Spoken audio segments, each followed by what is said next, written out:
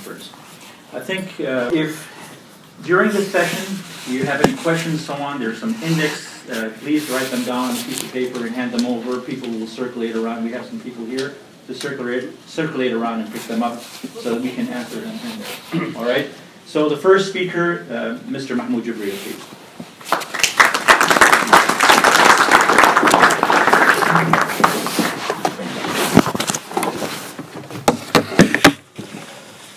Thank you, Dr. Hadi. Bismillah ar-Rahman ar-Rahim. First of all, I'm honored and glad to be among such a distinguished group of dignitaries, probably who know more about Libya than me. So, and I would like very much to extend my thanks and appreciation to the Council for this initiative, and I hope it would be repeated so often for a better understanding of the Libyan situation and the region at large. I would like to first say that I was very much attracted to the title of this gathering, talking about a new vision and hope for Libya. What's important is the way forward, what should be done here. Because what has been done has been done. Nobody can change the past. Anyhow, I will tackle the subject from three different aspects. The first aspect is the international aspect. The second is the Libyan aspect. And the third would be the way forward, what should be done. Starting first with the international aspect, when the international community intervened in Libya, March 2011, it was under the pretext to protect civilians. And unfortunately, we ended up harming those civilians more than protecting them. First of all, as Dr. Hani said, the international community stepped over its borders, that the mandate has been extended to regime change instead of only protecting civilians. Too much the military capabilities were hit and destroyed, though they did not represent any threat whatsoever to the civilians.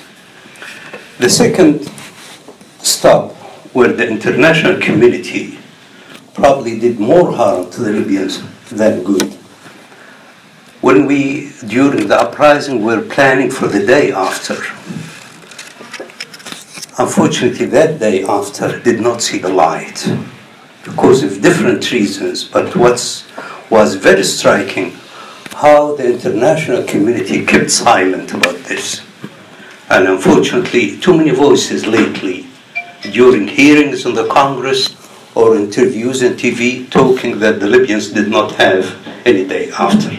That's not true at all. We had a day after, and it was verified by the United Nations.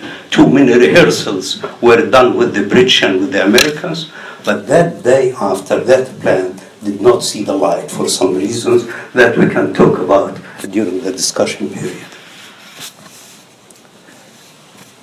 The third stop, where the international community also hurt the Libyans more than the good they claimed to do to the Libyans, when the election results were out, it was a landslide victory for a certain party, which I am honored to chair, and that party was prevented by force from assuming power. Not a single word of condemnation was heard from what's called the international community, whether Arab countries or non-Arab countries. Not only this, what was very striking to me, that when the results were out, we have not received a word of congratulation from any single country. And I remember 2 days later, I was telling my friends and colleagues in the party that it seems that we stepped over too many toes without knowing it. That was really strange. To put this in contrast, when Morsi was removed from power by 33 million people marching in the streets, everybody was crying about how the democratic process was dismantled. Not only this, the same thing happened again in 2014. when the election results were out in Libya, some other political groups didn't like it. They changed it also by force, and they kicked the HOR from Tripoli. Nobody raised a finger, no word of condemnation again. But when the same thing happened in Sana'a in Yemen, when the Houthis purged into the Yemeni capital and kicked out the elected government, the Security Council convened an emergency session, and they passed a resolution that the legitimate government should be back to Sana'a. So I don't know what's going on. What kind of democracy we are talking about?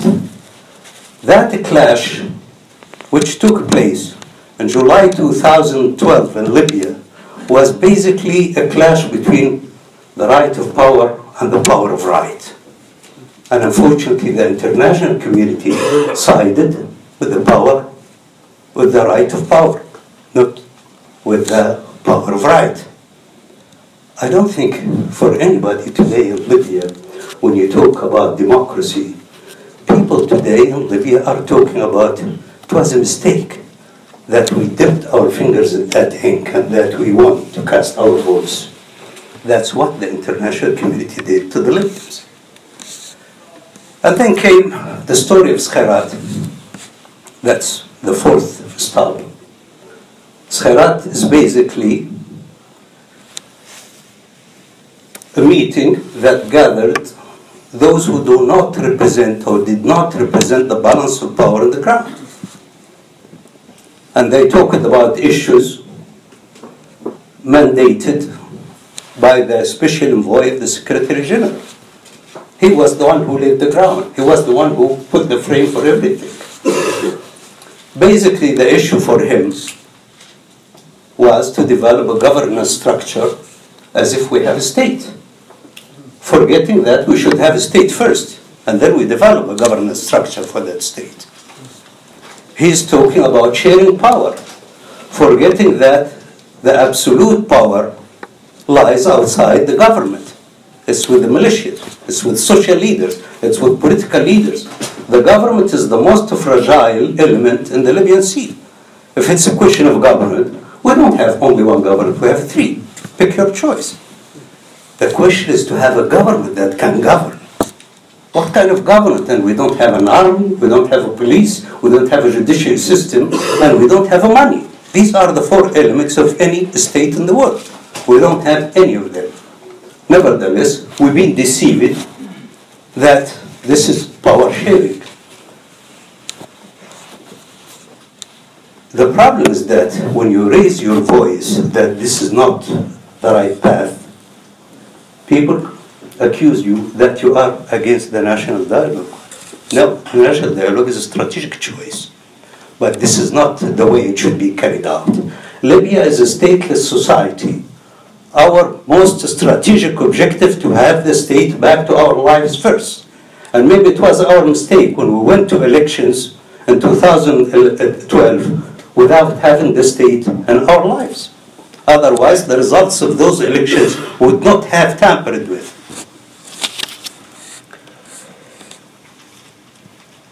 The last thing in the international community thing, because of this dragging process of Skhirat and that the Libyans do not talk in one voice, unfortunately some voices, European voices, and lately even some voices from inside the UN, the special representative, the Secretary General, started talking about Libya as if it's no man's land.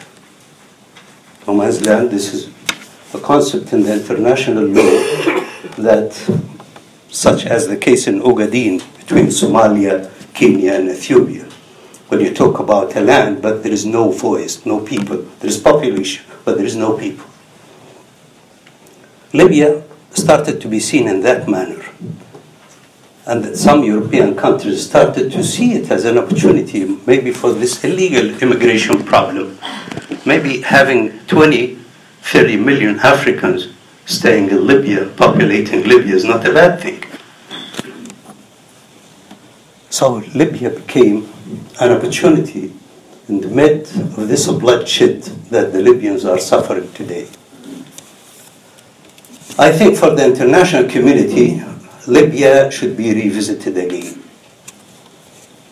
I'm not against the Skhirat agreement, but again, I am against keeping Skhirat as it is.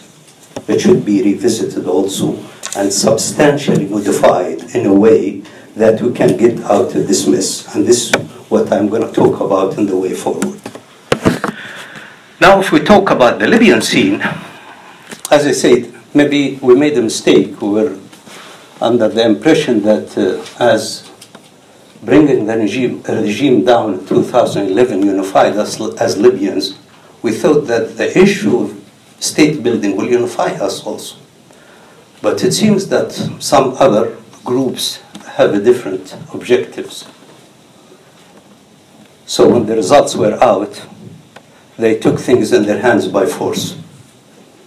And unfortunately, we were dragged and drifted from those dreams that unified the Libyans in 2011, looking for a better life.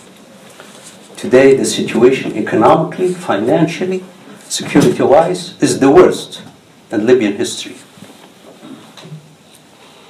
where Libyans kill each other in bloodshed. Libyans, unfortunately, because of a legacy of mistrust, they don't talk to each other, but they talk to others about each other.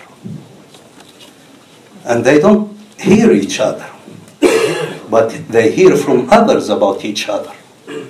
And those cleavages became channels of penetration for every single state to play on the Libyan soil today, to the degree that concepts like sovereignty and unity and Libyan future became something of a deception in the Libyan mind.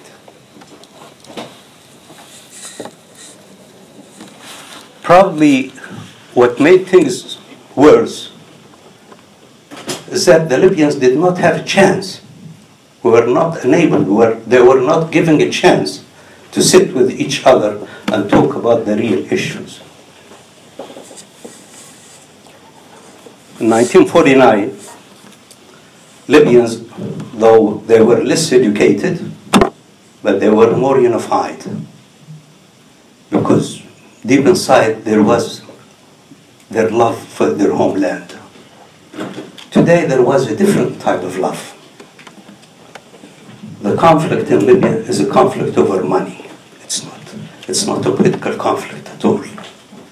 But it was termed and labeled for different reasons that this is an ideological conflict between liberals and Islamists, between seculars and Islamists, between tribes, between regions, you name it. All those labels are just a misuse to cover the real purpose of this, behind this conflict, which is those financial resources. Or let me be more specific, what's left of those financial resources.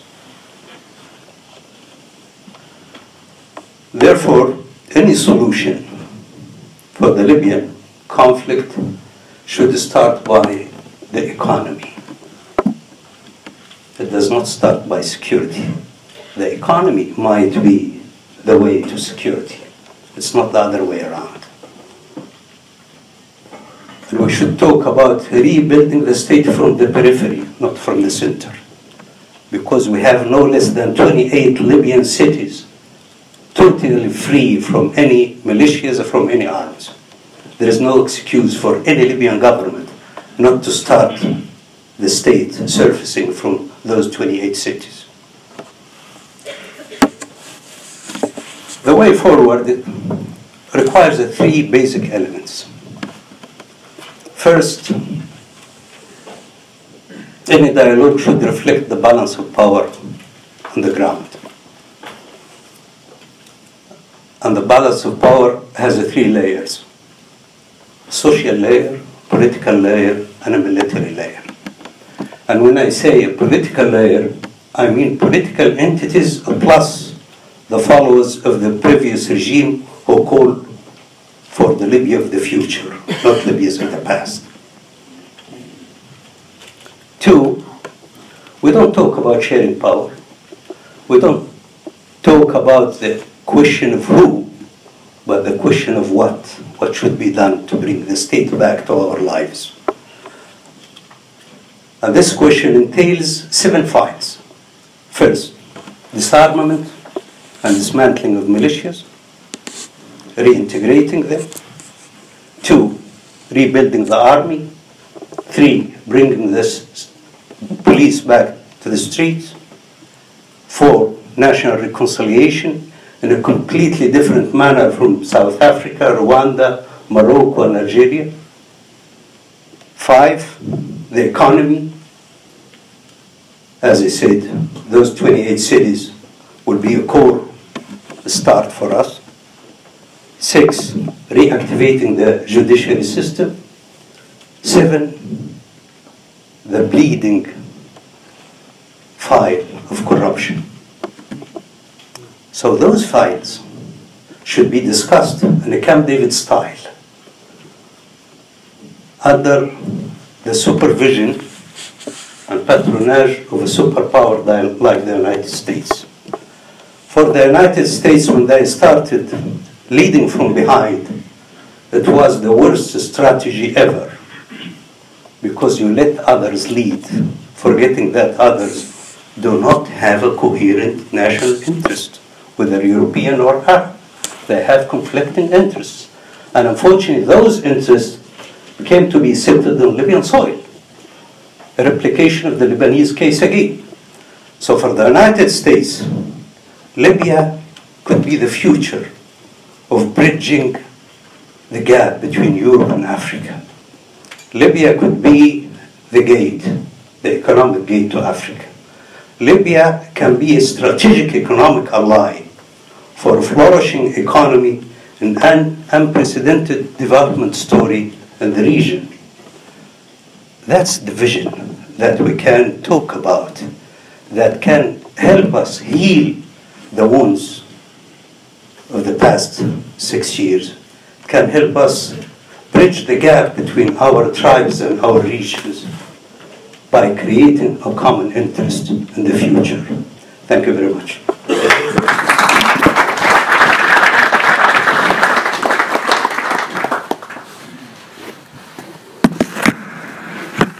Thank you very much, Mr. Jebreil. We will save the